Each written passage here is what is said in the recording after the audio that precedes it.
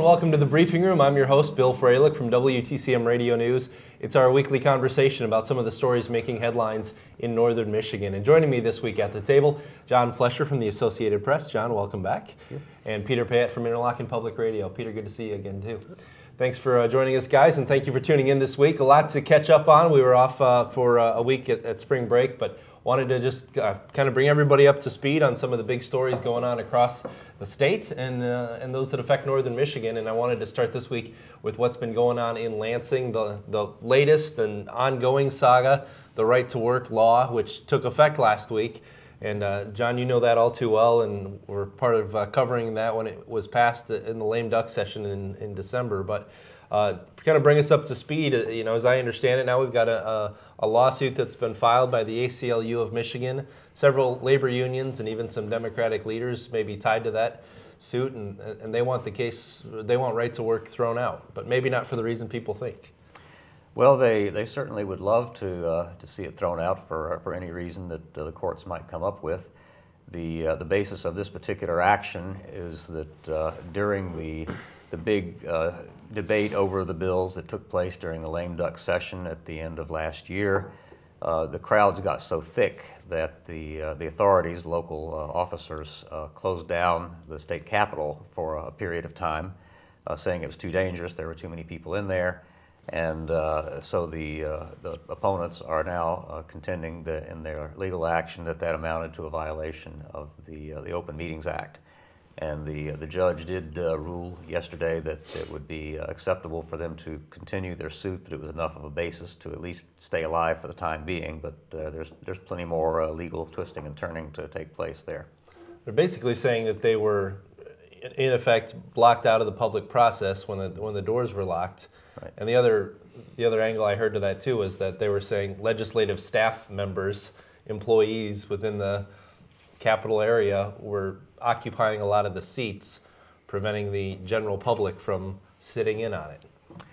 Well, as one who was there at the time covering this, that may well be true.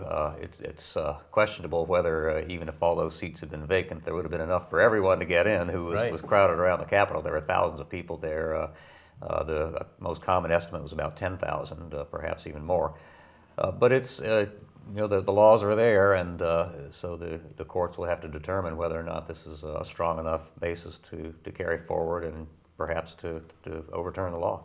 Because it's not as if there weren't members of the public, not to mention the fact that legislative staffers are technically members of the public too, but it's not as if there weren't members of the public in the Capitol when they closed the doors. They didn't block out en masse the world from being a part of this, right? True. Yeah, there were certainly plenty of people inside you could hear quite well.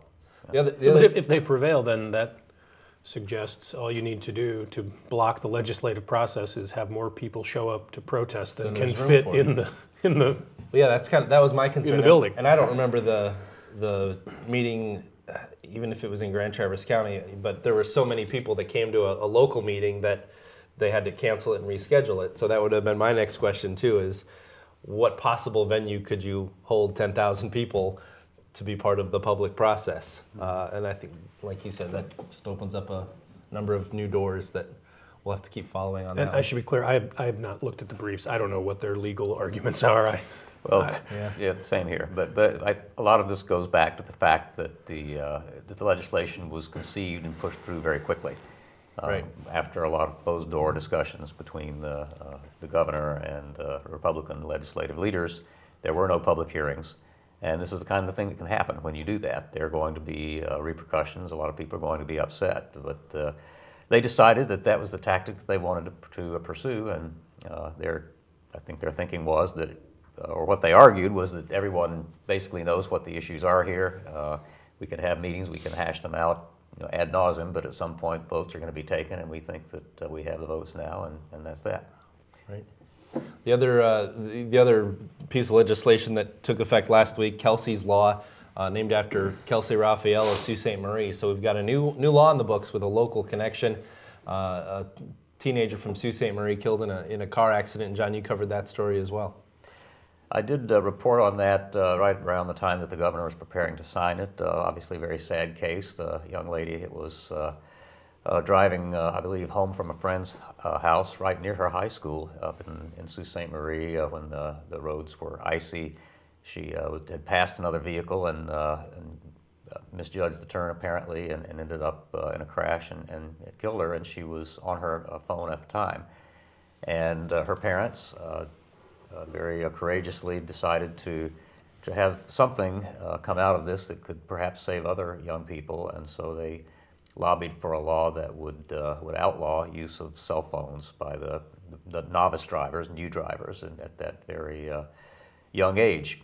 And the bill was hung up in the legislature for a while. The Speaker of the House, Representative Bolger, and some others had some concerns about it being an example of government overreach, the argument being that this is the kind of thing that people should just do out of a sense of personal responsibility as opposed to having the government tell them to do it. But in the end, there was so much support across both party lines that it was one of those bills that got through in those last hours of the legislative lame duck session. So the governor did sign it, and the folks who support that are very hopeful that it will make a difference. I want to turn over to specifically a local issue in Leelanau County that was involved, I guess, at the federal level, a federal ruling that the Beta bus system in Suttons Bay, which takes students to school in Suttons Bay because they eliminated their public school busing for this year, the federal ruling was that that's not okay. And Peter, you've been following that, and actually, that was not the Beta story that I was following. That did happen. My understanding is that was a National Transportation Safety Board. The public school bus drivers challenged it. That scheme that Suttons Bay had come up with, Beta, and prevailed. I don't know if there's, I mean, there must be some kind of appeal to that ruling. Well, yeah, and I think what you were referring to is the next step now is Beta has to decide what to do next. No, what I was referring to this week, Tom Menzel was at this Traverse City Commission meeting to announce that he's ready to unroll a complete revamping of the Beta system for the general public. Okay. Yeah, people might remember Tom Menzel was I don't know, 6 or 7 years ago, was hired by the National Cherry Festival and went in there and restructured the whole festival and how it operates, and my understanding is brought it from the verge of bankruptcy into a more workable event that doesn't lose money. And then when he did that, very shortly after all those reforms had been made, he announced he was done there and was looking to do something else. And he was hired by the Bay Area Transportation Authority and announced that he would do something similar at Beta. Beta provides bus service for Grand Traverse County and Leelanau County. And I think it's maybe been about 3 years since he took over at Beta and has made some changes, but immediately started letting go of staff and restructuring the organization, and now is ready to announce their revamping of the whole public transit system for the Traverse City area and up into Leelanau County. Next month, this will take effect, and the thing about bus service is, if you followed the grand vision in the Traverse City area, people talking about what they want the area to look like. One of the things that always gets high marks is public transit, but then nobody actually uses it. So what Tom is saying is people don't use it because the system is crappy. And if you've used Beta, you'll know what he's talking about. I mean, I was on a Beta bus one time trying to get home, and the driver stopped so somebody could do her banking. And the buses, there are some buses that just run on fixed routes in the city, but if you're heading out to Interlochen, where I work, or other rural areas, they'll kind of go around and find people at their houses. I was on a bus one time that I drove around for 20 minutes trying to find the pickup location. So he's saying we're going to be done with all of that, even the dial-a-ride service, which is supposed to do that. It is a service for people with special needs who need to be picked up at their home. Even that is going to be reduced somewhat and kind of worked into a more fixed route service. So he's claiming their new system will have more stops, offer service more frequently, But the way they've revamped it to run, the buses will actually drive 55,000 miles fewer per year. But the idea is all these people who say they want to use the bus service, can we actually provide a transit service that they will use, that will get them, where they need to go? Because if you have to get to work, you can't plan for 20 minutes driving around while they're trying to find somebody, or them stopping and somebody going in and doing their banking. Tom told me that there was an instance where somebody would arrange rides to have their kids picked up from sport practice and brought back home. Just all these sorts of uses that have developed over time. And he says that he is, under the new regime, they're going to do away with all that, and this thing is going to run, as he puts it, they're going to bring private sector service values to Beta. And all this is, he's this month in April, he's going around giving presentations. You can't look at it on the web, and that was one of the other things he criticized. He said, we still have the same website. We still are using the first website that Beta developed. And so they're developing a new website, which is not online. So to be informed about this, you either have to attend a public meeting that they'll hold, and on, I want to say, the 10th of April, but don't hold me to that. He'll be at the county government board presenting all this, and you can contact Beta. I don't know what information they can give you if you call them on the phone, but he says they're ready to go, and we're going to see a brand new bus system. So, and he certainly had a major impact on the Cherry Festival. I think everyone would agree with that. So undoubtedly, it'll be different. Well, he's got a full plate, and since I guess I'm guilty for mentioning it, I should clarify the rest of the Sutton's Bay story, and I'm sorry, I thought that's what we were that's a good story, too. And essentially, Tom Menzel told me he's not going to appeal this ruling for financial reasons, that Beta can't afford to appeal. But he also says in Sutton's Bay, they're going to try to come up with some other ideas or other plans to get those fixed routes to get the kids to school. And he also says it's really an issue of a lot of these kids are from the tribal land, Native American communities, and so it's having the unintended consequence of disenfranchising minorities in Leelanau County, and that's ruffling a lot of feathers up there. And so, what was the basis that the Transportation Board used to decide that this was illegal? I think it was and I don't recall the exact name of the organization. It wasn't the NTSB. It was a school transportation board with federal powers to make these decisions. But essentially, they were knocking out public bus transportation and not allowing them to do the job, not allowing them to bid on it by just going with Beta, which is supposed to be a private company doing public work, as I understand it. But my question to Tom was, well, okay, if you don't drive up to the school doors and instead you're 50 yards away and drop them off on the sidewalk, is that okay? And his response to me was, well, maybe. We're looking into what else we can do to make it okay. But essentially, they just want to, pick kids up along a route and get them to school. Well, my question one way or the other. Are there private sector competitors who want that job? I haven't heard of any. Are they out there? Yeah, and I think Dean Transportation, and I think it's Kelly Dean, has said that we'd be interested in bidding for that. But the red flag that raises for me is that individual was also on the committee that ruled that Beta can't do this. So there was a conflict of interest there, as I understand it. And Tom Menzel told me that originally his understanding was that Dean Transportation didn't want to bid for it. So now they've ousted Beta, and now they say they'll bid for it. So there's, I guess, an ongoing debate about what the conflicts are behind all that, and if there's more of a backstory than we're led to believe. So we'll continue to follow that. He's hoping to find some changes for, obviously, in time for next school year. But the fact that the Beta route does have to stop doesn't take effect until summer. So for the rest of this school year, things are status quo. Let's do one more quick topic here before a break, and we'll keep on the school theme.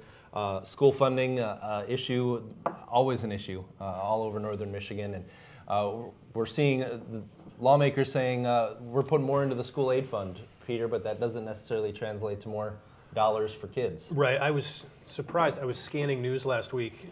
Was it last week or 2 weeks ago? Anyway, it was when Lansing schools had decided, the teachers had agreed to a contract that eliminated music, art, and gym teachers. And that got a lot of attention. And then there was also an article in the Petoskey News Review about Petoskey schools, the superintendent telling his board that they need to be ready to start looking at cuts this spring. And later I talked to Mr. Skolton, and he told me that they have a budget of about 26 million, and they're going to, he thinks, and these things have not been settled in Lansing yet, but they're going to need to cut $1 or $1.5 million out of it, depending on where things land. But I was surprised because what we've been hearing from Lansing is we're spending more on schools. Things are getting better. The economy is turning around. You know, the GOP is trumpeting their reforms are succeeding. Michigan's on the rise, which is true. I mean, things are improving a bit. And so where's the money going? And this is, I think, something, even though it gets talked about a lot and reported a lot, I don't think it's well understood. And that is that the state has made a lot of promises to teachers for their retirement and has a pension that it has to maintain. And to maintain a pension, you have to contribute money into the pension fund, and the state has not been keeping up. And I get a little lost in the numbers and how things are calculated, but we're talking about unfunded liabilities in the tens of millions, tens of billions of dollars. Okay. Do I have that right? Yeah, tens of billions. And the money's just not there. So now the state, to its credit, they are going to start to get on this and make contributions. And it already at this point, for every dollar the schools receive, they have to give back a quarter to meet the pension obligations. And that proportion is growing. So it is true that the legislature, at this point the House of Representatives, and the governor have put forward budgets that do increase spending on schools. The problem is all the increase will be eaten up to fund the pension. Yeah. The same thing will happen next year. I was looking at some projections for more increases in spending. Those will all be consumed by meeting the pension obligation. So what happens is the news is good in Lansing. State government officials are proud that they are standing behind education, but when people see what's going on in their local community, what they're going to hear about is art teachers being eliminated and cuts. Program cuts, yep. Yeah. Okay. And that's coming in the next, over the months, next month or two here, because they have to have their budget set to go by June 1. Well, let's take a quick break here on the briefing room. We have plenty more to try to squeeze into this half-hour show, so we'll be right back right after this.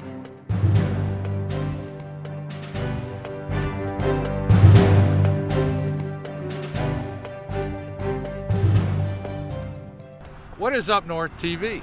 It's TV that you do. You pick the topic. You write the script. You run the camera. You edit the video.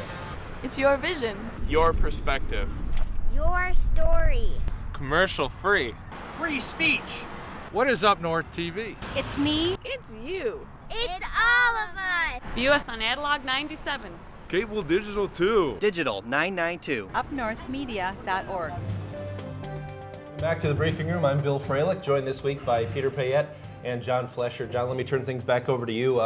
Another one of the new changes out of Lansing over the past couple of weeks is the governor signed the bill for dredging, $21 million for 40 or 50 different projects all across the state. One of the things I thought was interesting is that I think we've got both the least expensive and the most expensive projects in the state right here in northern Michigan. And I think it was Sheboygan Marina is about $3,000 for dredging there, but we've got $2.2 million for another one of our marinas up in our area. It's got to be more than $3,000. $3,000 To dredge. to dredge. I think it's the county marina. It's got to be $300,000. $3,000. $3,150. Struck me as odd myself. I'm not familiar with that one. But we've got a huge range. Cost you that to put a dock in. I think that's a misprint. We've got a huge range of projects going on all over the state. I think it was 15 or so in our area, but it times out with the Army Corps of Engineers new report, which just came out, was it yesterday or this week, on projected water levels, which just kind of seemed to emphasize the need for this emergency funding. John? It does. The state is going to be spending about $21 million the next year for more than 50 dredging projects around the state, targeted toward the smaller recreational harbors that tend to lose out for federal funding, which is directed more toward the large commercial harbors. And yesterday, the Army Corps did release their monthly report on just where the water levels stand and their forecast for what's going to happen over the next 6 months. No real surprises there. There's a little bit of room for optimism in that they expect that because of all the snow that we've had this winter, that the lakes will have their usual seasonal rise taking place this spring and summer. That's always the case. The snow melt will help to raise the levels somewhat, and then in the fall is when they start to go back down again. The problem was last year that it was essentially a drought with not very much snow, right. And so the overall rise I think for Michigan Huron was only about 4 inches, where it's usually more like a foot, and this year it's expected to be between 9 and 12 inches. So yes, there's going to be some levels rising this year. But the broader question is, what can we look forward to over the long haul? And the fact is, we're simply in the middle of a prolonged period of lower than usual snow and rain in the upper Great Lakes region. In fact, they reported yesterday that that Michigan Huron and Superior have had below average levels below their historical average for 14 consecutive years now, which is the longest period on record where that's been the case. The simple fact is that the temperatures are rising as climate change kicks in, and when that happens, there is less ice cover in the winter, so that just exacerbates the evaporation that's taking place all the time that we don't see, but it's there. And when you combine that with less precipitation than usual, this is what you're going to get. And there's no real reason to expect that anytime soon that situation is going to change. Although when you talk about very far out, decades down the road, what climate change might do, there's a lot of disagreement among the scientists and among the models that they developed. For a while, the prevailing wisdom was that it was going to cause the levels to drop several feet, but then more recently, scientists have run new models that indicate that it may not be much of a change at all, just because there are going to be more severe rainstorms. So we just don't know. There's a lot to figure out and to see what will happen in the meantime. But one thing we do know is that right now the water levels are really affecting harbors, large and small, all across the region, and there's going to be a debate on the federal level about a fund that it consists of money paid on taxes on freight that is hauled by the big ships. That's supposed to be designated for dredging Supposed to be purposes. designated for dredging, and some of it is, but never the full amount. And there is, the shipping industry says, about $7 billion that, at least on paper, is sitting in that fund. In fact, it gets siphoned off to use for other expenditures on the federal level. But and when you say there's going to be a debate about that, I mean, I know that Michigan lawmakers and others have been trying to get that debate going and not succeed. Are you saying there's some reason to think it's going to get some attention finally? Well, legislation's been introduced that would require more of that money to actually be used for dredging, and so we'll see where that goes. But certainly that's been an issue for some years now as the water has gone down. The question is whether there will finally be enough pressure in the Congress to make a difference. I think the question or concern I heard kind of throughout local lawmakers was, if we spend $21 million of our own money, does that disincentivize the federal government from giving us our share? Well, if The Michigan answer is absolutely. Yeah, if Michigan's funding it on their own, they don't need us anymore. But I think that's why they are careful to call it emergency dredging funds in every instance. Well, yeah, and one point that needs to be made is that the federal government's reduction in funding of dredging is not a new thing. It's been going on for a long time. It's just that for, I think it's been happening at least as far back as the Clinton administration. But for a long time, your local member of Congress could slip an earmark into the federal budget to get your local harbor dredged, and that system worked fairly well. But along came the 2010 election, and all of a sudden earmarks were out. And now that's one example of where people are suddenly realizing that that money actually did pay for something, and so that funding stream has dried up. But I thought, John, we talked about this once before, and John made a good point that there is an argument to be made for the way the federal government is handling it now, and that is that the tax is on freight being shipped, and they are maintaining the major commercial shipping harbors. Those are being dredged. It's the smaller harbors where that we have up north, places like Leland, Arcadia, where yachts are coming in and out of. Those are the harbors that are not seeing any dredging funds from the federal government, and they can say, well, they're not paying into that fund because there's no commercial freight. Yeah, but even the larger harbors are not. Most of those are not being dredged to the satisfaction of the shipping industry.